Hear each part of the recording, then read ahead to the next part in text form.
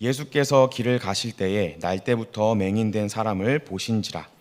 제자들이 물어 이르되 라삐여, 이 사람이 맹인으로 난 것이 누구의 죄로 인함이니이까? 자기니이까 그의 부모니이까? 예수께서 대답하시되 이 사람이나 그의 부모의 죄로 인한 것이 아니라 그에게서 하나님이 하시는 일을 나타내고자 하심이라. 때가 아직 나심에 나를 보내신 이의 일을 우리가 하여야 하리나. 밤이 오리니 그때는 아무도 일할 수 없느니라. 내가 세상에 있는 동안에는 세상의 빛이로라. 이 말씀을 하시고 땅에 침을 뱉어 진흙을 이겨 그의 눈에 바르시고 이르시되 실로암 못에 가서 씻으라 하시니, 실로암은 번역하면 보냄을 받았다는 뜻이라. 이에 가서 씻고 밝은 눈으로 왔더라. 이웃 사람들과 전에 그가 어린인 것을 보았던 사람들이 이르되 이는 앉아서 구걸하던 자가 아니냐. 우리 마지막 절 같이 읽겠습니다. 어떤 사람은 그 사람이라 하며 어떤 사람은 아니라 그와 비슷하다 하거늘 자기 말은 내가 그라 하니. 아멘. 세상을 살아가는 감에 있어서 약점을 가지고 살아간다는 것은 굉장히 힘든 일입니다. 그리고 그 약점이 다른 사람의 눈에 잘 보이는 신체적인 장애가 될 경우에는 더더욱 이 약점이 삶의 큰 무게와 짐이 되어버립니다. 그래서 이런 장애를 가지고 살아가는 사람은 큰 고통 속에서 살아가는 안타까운 삶을 살 수밖에 없습니다. 그런데 이렇게 장애를 가지고 살아가는 것도 서럽지만 장애가 주는 고난과 더불어서 이런 장애를 바라보는 사람들의 편견까지도 이 장애인들은 겪으며 살아가야 합니다. 그래서 눈을 못 보고 또 다리를 절거나 손을 못 쓰거나 말을 못 하거나 이런 장애를 가진 것이 마치 그 사람이 인격적인 결함이 있는 것처럼 여기는 이런 일반인들의 시선까지 이 장애인들은 짊어지며 살아가야 합니다. 그래서 많은 사람들이 이런 아주 안 좋은 부정적인 눈초리를 보내며 아무도 이런 사람들을 가까이 하려 하지 않는 그런 어려움 가운데 살아갑니다. 오늘날도 그렇지만 옛날 유대 사회에서는 이런 장애인을 보는 시각이 더욱더 날카로웠습니다. 왜냐하면 유대 사회에서는 모든 병은 죄로 인해서 생긴다라는 잘못된 인식을 가지고 있었기 때문입니다. 그래서 유대 사회에서 장애인들은 이 장애의 무게와 더하여서 사람들의 편견 어린 시선까지 감당해야 하는 이중적인 고통을 감당해야 했습니다. 왜 유대인들은 이 장애인을 바라볼 때 이렇게 죄로 인하여서 이 장애가 생겼다라고 생각했을까요? 그 이유는 이 유대인들은 자신들은 하나님이 선택한 선민이고 하나님이 사랑하시는 백성들인데 이 사람이 하나님께 죄를 범하지 않고서야, 이 사람이 뭔가 하나님께 밉보일 만한 짓을 하지 않고서야 어떻게 사랑하는 자기 백성에게 하나님이 이런 삶의 무게를 주실 수 있는가?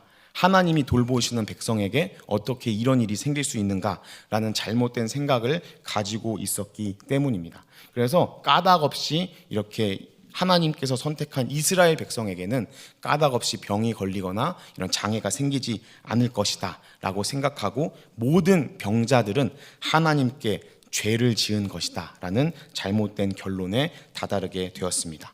그렇기 때문에 유대 사회에서 장애인으로 살아가는 사람들은 장애가 주는 삶의 무게에 더하여서 죄인이라는 그런 사회적인 편견과 따가운 시선을 함께 감수해야 하는 이중적인 고통을 감당해야 했습니다.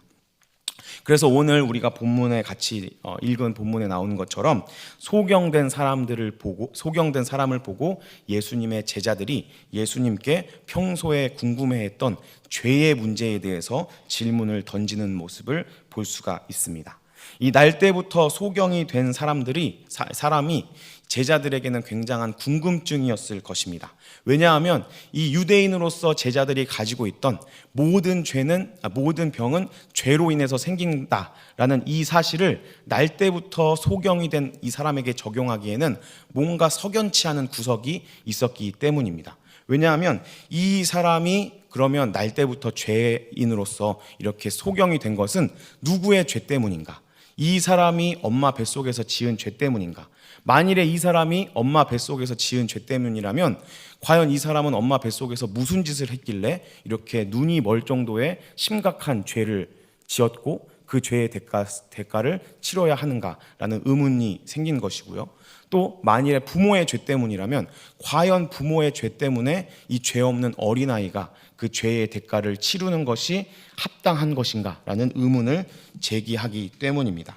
그래서 제자들은 이 날 때부터 소경이 된 사람을 보고 예수님께 평소에 궁금하였던 죄의 문제에 대해서 질문을 던집니다. 그것이 오늘 함께 읽은 9장 2절의 말씀입니다. 우리 2절 말씀 한번 같이 읽어볼까요? 시작. 제자들이 물어 이르되 랍비여, 이 사람이 맹인으로 난 것이 누구의 죄로 인함이니까? 자기이니까 그의 부모이니까? 여기서 우리는 먼저 이 나면서부터 소경된 사람에게 이중적인 고통을 안겨주는 제자들의 모습을 볼 수가 있습니다. 이 제자들의 모습을 보면서 이런 제자들의 모습을 닮아서는 안 된다라는 교훈을 얻을 수 있습니다. 날 때부터 맹인으로 앞을 보지 못하고 살아간다는 것이 얼마나 힘든 일일까요? 우리가 직접 겪어보지 않더라도 이 사람이 얼마나 어려운 인생을 살게 될지는 안 봐도 뻔합니다. 활동이 자유로울 수 있을까요? 활동이 자유롭지 못할 것입니다. 그리고 이렇게 신체 건강한 몸을 가지고 경제 활동을 해도 겨우 입에 풀칠하며 살아가는 이 세상인데, 장애를 가지고 경제 활동을 해 나간다는 것은 더더욱 어려울 것이었습니다. 그리고 대인 관계는 완만했을까요? 장애인을 죄인으로, 그 사람이 죄를 범했기 때문에 하나님께 이런 안 좋은 죄의 대가를 치러야 한다라는 그런 편견에 사로잡혀 있었기 때문에 아무도 이 소경에게 가까이 가고자 하지 않았을 것입니다. 힘들게 구걸하면서 살아가는 것도 고통이지만 사람들이 수군수군 거리면서 저 사람은 도대체 어떤 죄 때문에 저렇게 됐을까? 무슨 죄를 지었을까라고 수군수군 거리는 다른 사람들의 정죄가 이 나면서부터 맹인된 사람의 마음을 아프게 하였을 것입니다. 육체적인 고통뿐만 아니라 마음의 고통도 함께 커져가는 인생을 살게 되었을 것입니다. 육체는 육체대로 힘들고 또 마음은 다른 사람들의 수군거리는 소리로 인하여서 힘들고, 생활은 또 생활 경제적인 여유가 없는 것 때문에 가난하고 고통스러운 삶을 살아가는, 말 그대로 사는 게 사는 것이 아닌 인생을 살아갔을 것입니다. 그런데 이런 힘든 삶을 살아가는 사람들에게 예수님의 제자들은 이 사람에게 위로가 되어주지는 못할 망정 다른 유대인들과 똑같이 병은 죄로 인하여서 생긴 것이다 라는 잘못된 편견에 사로잡혀 자기도 모르는 새에 이 날 때부터 소경된 자에게 아픔을 주고 있는 모습을 볼 수가 있습니다.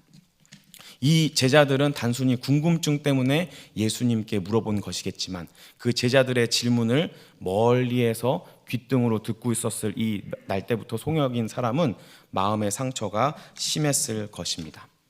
사랑하는 우리 동강교회 성도 여러분, 오늘날 우리는 어떻습니까? 우리도 우리 주변에 고난을 당하고 힘들어하는 사람들에게 위로와 도움을 주고 있습니까? 아니면 오늘 이 본문에 나오는 제자들처럼 나도 모르는 새에 이런 사람들에게 상처와 마음의 아픔을 안겨주고 있지는 않은지 돌아볼 필요가 있습니다. 어려움을 당한 사람들에게 우리가 우선적으로 해야 할 것은 그 아픔을 같이 공감해주고 그 아픔을 함께 아파해 주는 것입니다. 그 일이 왜 생겼는지 원인을 찾는 것은 그리 급한 일이 아닙니다. 더더욱이 그 사람이 어떤 인생을 살아왔는지 우리가 마음대로 평가하고 판단하는 일 역시 절대로 해서는 안 됩니다. 그런 행동들은 지금 그 고난 가운데 빠져 있는 그 사람을 2번 죽이는 일입니다. 하지만 우리 대부분은 이런 아픔을 당한 사람들을 보았을 때 같이 아파해주고 공감해주기보다는 그 사람을 판단하고 그 사람에게 왜 이런 일이 생겼을까 분석하면서 자기 나름대로의 결론을 내리기가 쉽습니다. 내가 곰곰이 생각해 보니까 아마 저 사람은 이런 죄를 지었을 거야. 그리고 아마 이러이러한 잘못을 했기 때문에 하나님이 저 사람한테 이런 아픔을 주신 것이 아니겠어? 라고 나는 내 나름대로 위로의 차원에서 이 문제를 해결해 주기 위해서 건네는 그런 말들이 그 사람에게는 판단과 정죄의 소리로 들릴 수 있습니다. 제3자인 우리가 그런 말을 하지 않아도 본인이 더 스스로 고민하고 본인이 더 스스로 갈등하고 있을 것이기 때문입니다. 그렇기 때문에 제3자인 우리가 해야 할 일은 그 사람이 왜 그런 어려움과 아픔에 빠지게 되었는지 원인을 분석하는 것이 아니라 그 사람을 격려해주고 옆에서 친구가 되어주고, 내가 비록 손해를 보더라도 그 사람 옆에서 계속적인 관심과 위로와 격려를 주는 일입니다. 이것이 진정으로 우리가 고난을 당한 사람들을 대해야 하는 신앙인의 자세입니다. 제가 신대원을 다닐 때 우리 신대원에서 학내 사태가 터졌습니다. 총장으로 계셨던 목사님의 부정이 발견되어서 학생들이 수업을 거부하고 이렇게 건물을 점거하면서 교육부의 개입을 이끌어내기 위해서 시위를 했던 적이 있습니다. 그때 이제 장애를 가지고 있던 한 전도사님과 제가 같은 당번이 되어서 그 건물을 이렇게 지키고 있으면서 많은 시간 이렇게 대화를 나누게 되었습니다. 그 전도사님은 이제 몸을 움직이기가 불편하고 자동 휠체어를 타면서 다니시는 분이었고, 이제 점거하는 동안에 수업도 안 하고 시간이 많이 있으니까 서로 대화를 많이 나누면서 이런저런 이야기를 하였습니다. 제가 그때 그 전도사님께 들은 이야기 중에 가장 기억에 남는 것은, 그 전도사님이 장애인으로 살아가면서 가장 힘든 것은 내가 몸이 불편하고 움직이지 못하는 것이 아니라 다른 사람들이 불쌍하게 나를 쳐다보는 그 시선이 가장 힘들다라는 말을 하셨습니다. 그래서 물론 자기도 자기가 그렇게 어려움에 당해 있는 그걸 너무나도 잘 알고 있지만, 그런 다른 사람들이 나를 불쌍하게 보고 있는 그 시선이 마치 내 위치를 확인시켜 주는 것 같아서 굉장히 마음이 불편하다라는 이야기를 하였습니다. 비록 의도적인 것은 아닐지라도 이 나면서부터 시각장애가 있는 이 사람도 고난의 한가운데 살아가면서 다른 사람들의 이 본심이 아닌 그런 행동과 말로 인하여서 많은 상처를 받았을 것이고, 오늘 이 본문에 나오는 예수님의 제자들 역시 그런 행동을 되풀이하고 있습니다.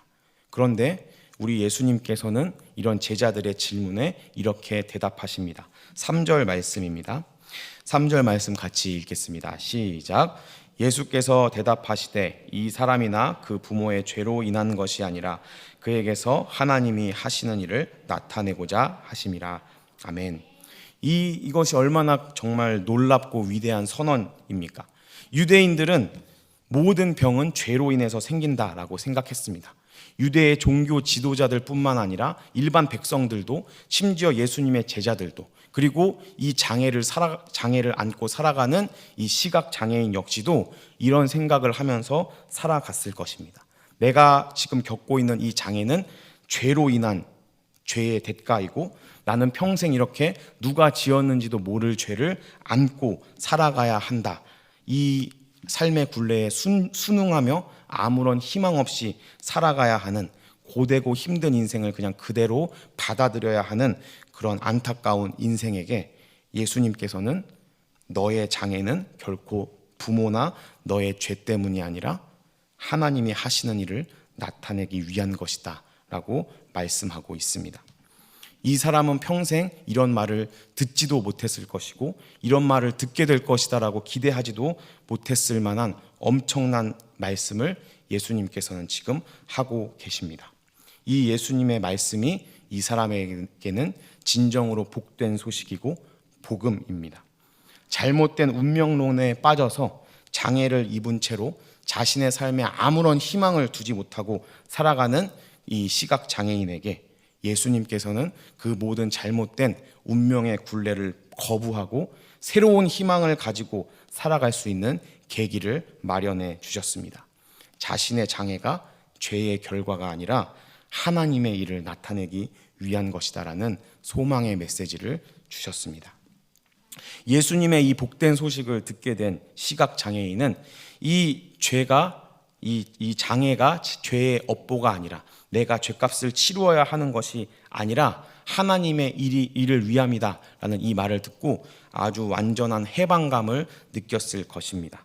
자기의 이 안타깝고 힘들고 고달픈 인생이 내가 치루어야 하는 죄의 대가가 아니라 하나님의 일을 감당하기 위한, 하나님의 일을 이루기 위한 도구라는 사실이 그의 인생을 송두리째 바꾸어 놓았을 것입니다. CGN TV라는 이 온누리교회에서 운영하는 방송사가 있습니다. 거기에서 다큐멘터리 중에 안녕히 계세요 하나님이라는 다큐멘터리가 있었습니다. 그 다큐멘터리는 교회를 떠난 청년이나 청소년들의 이야기를 담고 있는 내용이었는데요. 그 다큐멘터리에 나오는 인터뷰 내용 중에 하나 소개해드리고 싶은 구절이 있어서 제가 한번 읽어드리겠습니다. 이 아이는 교회를 잘 다니다가 상처를 받고 교회를 떠난 아이인데, 이 아이가 이런 말을 하였습니다. 저는 다리에 장애가 있어서 다리를 절면서 다닙니다. 교회 권사님들은 그런 저를 보시며 얼굴은 예쁜데 다리가 안 예쁘니 어떡하니? 너는 결혼하면 안 되겠다. 나중에 너 같은 아이를 낳으면 안 되지 않니? 친구들은 하나님은 널 버리신 거야. 하나님이 계시면 널 왜 이렇게 만들어서 힘들게 하겠냐라고 합니다. 하나님은 정말 저를 버리신 걸까요? 요즘 너무 힘들어서 낭떠러지 끝에 서 있는 기분입니다. 라는 인터뷰를 하였습니다. 사랑하는 우리 동관교회 성도 여러분, 사람에게 진정으로 위로를 주고 사람에게 희망을 주는 것은 겉만 번지르르한 사람의 위로가 아니라 하나님의 말씀인 줄로 믿습니다. 죄인이고 연약하고 죽을 수밖에 없는 우리를 구원하시고 하나님의 일을 이루는 도구로 사용하시겠다, 우리를 통해서 하나님의 영광을 드러내시겠다라는 그 하나님의 소망의 메시지가 인간에게 참된 위로를 주는 줄로 믿습니다. 그래서 우리 교회 가운데 이 하나님의 진정한 위로의 메시지들이, 하나님의 이 위로의 말씀들이 가득가득 넘쳐나게 되기를 축복합니다. 지금 혹시 고난 중에 계십니까? 그리고 그 고난이 어디서 온 것인지를 놓고 갈등하고 계십니까? 혹시라도 이 고난이 내가 알게 모르게 지은 죄 때문은 아닌지 고민하고 계십니까? 그런 우리에게 예수님께서는 선포하십니다. 죄 때문이 아니라 하나님의 역사를 이루기 위한 것이다. 물론 죄로 인하여서 생기는 고난도 있습니다. 요한복음 5장에 보면 38년 된 베데스다 연못에서 있던 38년 된 병자를 예수님께서 고쳐주시면서 이제는 낫게 되었으니까 더 심한 것이 생기지 않도록 다시는 죄를 짓지 마라 라고 말씀하십니다. 그러니까 이런 말로 봤을 때 죄로 인하여서 생기는 병도 있습니다. 그럼에도 불구하고 모든 이런 고난과 모든 질병은 하나님의 역사를 담고 있습니다. 죄로 인하여서 온 고난이라 할지라도 그 고난을 하나님께서 허락하시는 이유는 다시는 죄의 종노릇하지 않고 죄를 이기는 사람이 되도록 하나님의 역사를 이루기 위한 도구입니다. 사람의 힘으로는 결코 죄를 이길 수 없습니다. 마치 알코올 중독자나 마약 중독자들이 스스로의 힘으로 알코올이나 마약을 끊어낼 수 없는 것처럼 인간에게는 죄의 사슬을 스스로 끊을 수 있는 어떠한 힘도 없습니다. 죄를 안 지을 수 있는 것은 성령께서 우리를 도와주시기 때문이고, 같은 죄를 또다시 반복하지 않을 수 있는 이유도 성령께서 우리 안에서 죄를 이길 수 있는 힘을 허락하시기 때문입니다. 그리고 엄밀히 말하면 고난은 죄의 값을 치르는 것이 아닙니다. 죄의 값은 이미 예수님께서 십자가의 고난으로 완전히 다 치루어 주셨습니다. 그래서 죄로 인하여서 생기는 고난은 죄의 대가를 치르는 것이 아니라 죄가 얼마나 인생을 비참하고 힘들게 만드는지를 교육시키는 하나님의 훈련입니다. 그래서 그 죄가 주는 쾌락이 있더라도 그 쾌락에 흔들리지 않고 죄를 미워하게 만들고 성령님을 의지하여서 죄에서 벗어나게 하려는 하나님의 역사를 담고 있습니다. 죄로 인하여서 당하는 고난에도 이런 하나님의 놀라운 은혜가 있다면 죄가 없이 당하는 고난에는 얼마나 더 큰 하나님의 은혜가 있겠습니까? 성경에 나오는 한 인물이 있습니다. 바로 욥이라는 사람인데요. 욥에게도 큰 고난이 찾아왔습니다. 세상의 어떤 말로도 위로할 수 없고 세상의 어떤 것도 도움을 줄 수 없는 그런 극심한 고난을 당했을 때 욥도 처음에는 그 고난에 당황스러워하고 갈등하였습니다. 육체가 감당하기도 힘들었겠지만 이 고난을 도대체 어떻게 해석해야 하는지 그것을 몰랐기 때문에 욥은 굉장히 힘들어 했을 것입니다. 그래서 차라리 죽여달라고 울부짖었습니다. 그러나 이 욥을 통하여서 하나님께서는 하나님의 역사를 이루셨습니다. 욥은 이 고난을 통해서 하나님에 대한 올바른 지식을 얻게 됩니다. 그리고 이전보다 갑절의 축복을 받게 되었습니다. 하나님께서는 이 욥의 고난을 통해서 이 세상 가운데 인과응보적인 신앙이 아니라 하나님의 선물로 주시는 순수한 신앙도 있다라는 사실을 사탄과 세상 앞에 증명해 보이시는 하나님의 거룩한 역사를 이루셨습니다. 그래서 욥은 아브라함의 자손이 아니지만 성경의 한 권을 차지하는 인물로 영광스럽게 사용되었습니다. 과연 어떤 인생이 행복한 인생이고 영광스러운 인생일까요? 고난 없이 만사 형통한 인생을 살아가는 사람, 남부럽지 않게 출세하고 건강하고 부귀영화를 누리는 것이 행복하고 영광스러운 인생일까요? 아닙니다. 자신의 인생을 통해서 하나님이 이루어 가시는 하나님의 역사를 보면서 살아가는 사람이 진정으로 행복하고 영광스러운 사람인 줄로 믿습니다. 나의 죄성을 다스려 가시고 가난하면 가난한 대로, 건강하지 못하면 건강하지 못한 대로, 무능하면 무능한 대로 그런 나를 버리지 않으시고 끝까지 사용하시며 하나님께서 일하고 계시는 것을 깨닫고 그 하나님의 역사에 동참하며 살아가는 것이 진정으로 행복한 인생인 줄로 믿습니다. 고난 자체가 불행한 것이 아니고 모든 하는 일이 다 잘 된다고 해서 행복한 것이 아닙니다.